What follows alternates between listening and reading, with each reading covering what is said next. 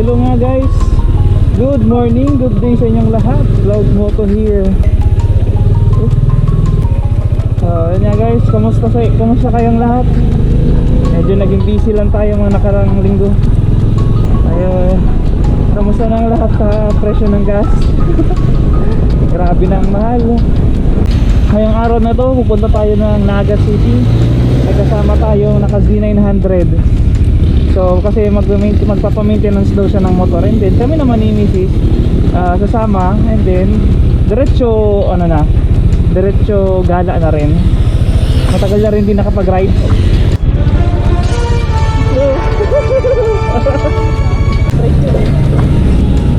Uy, ito bago na naman. Diesel, magkano na? 81 dumaan. Pero palitan na naman.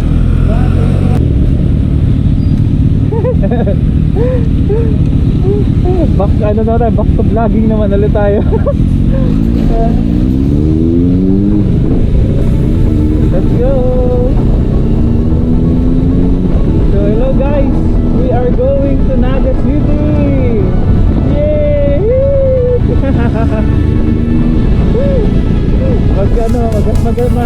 Magsusunog lang kaming gasolina. Magkasayang lang po kami ng pera kasi mas mura kasi ang gasolina kaysa magpa-therapy, magpa-psychologist, kaya magpa-motor na lang pang sa mental health.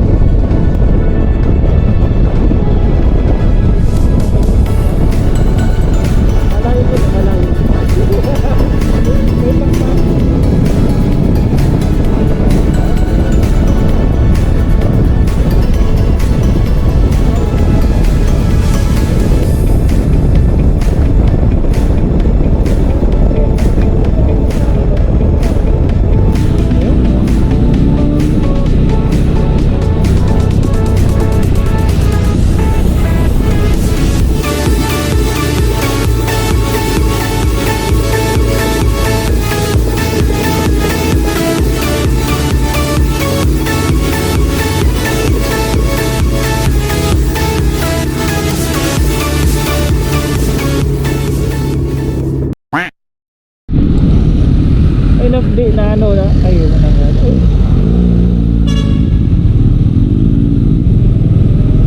Okay, here we are. Uy, so Kimco school.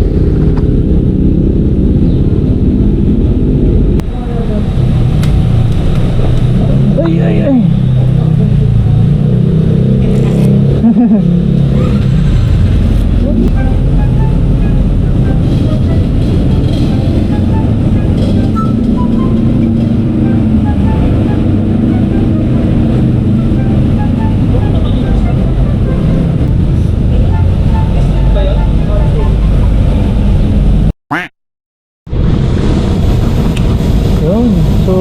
hello guys, nakapagpa-maintenance tayo dito sa Kawasaki, pero babalikan natin kasi si Seth nagpa-maintenance ng Z9.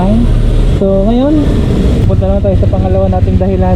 Pupunta tayo sa Yadeya Naga. So yun nga guys, tapos na tayo magpa-maintenance, pero babalik tayo, hindi pa ito bayad pupunta tayo sa Yadeya Naga dahil sa mahal ng gasolina. Canvas lang naman tayo, pupuntang Yadeya. Tignan na natin yung mga magaganda nilang mga e-bike. Yadeya.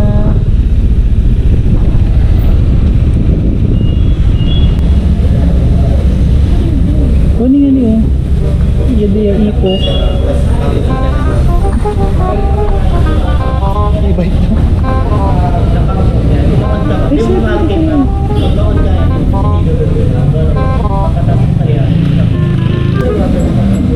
M6 M3.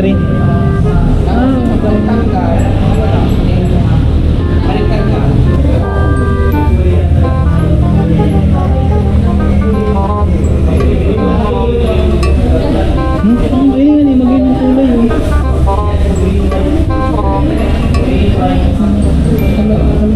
Magayon na ng design.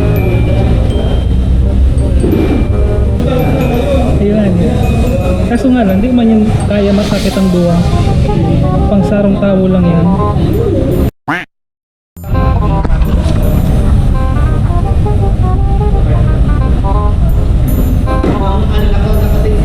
automatic parking na siya. Basta tinanggalin siya sa parking, ready na yun.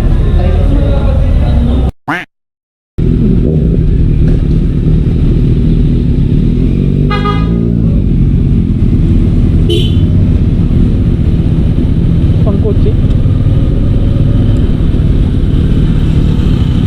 Talaga.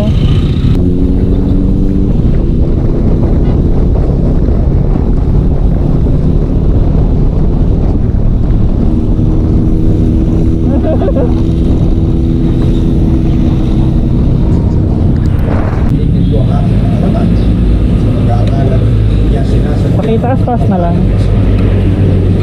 Yan, okay na.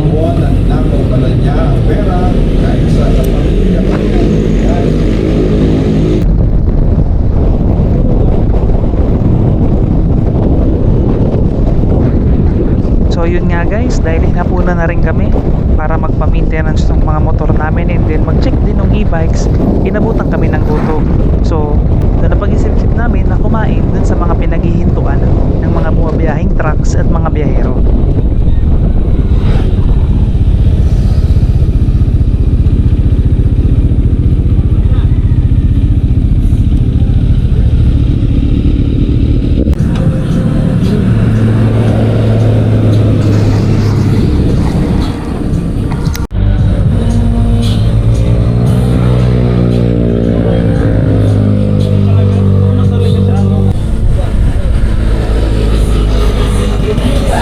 Kain muna kami guys.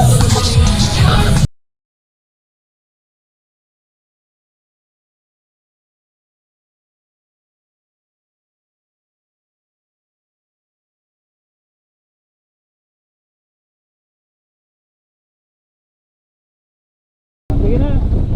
Para naman. Sige.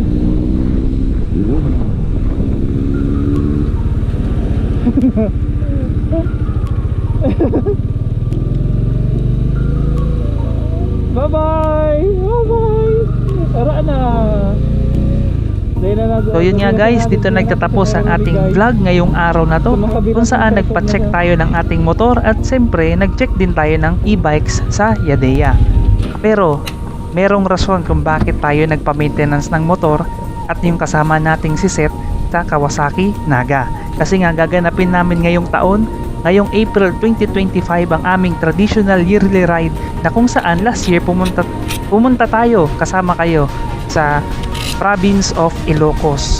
So yun nga, i-announce ko sa vlog na to kung saan kami pupunta. In 3, 2, 1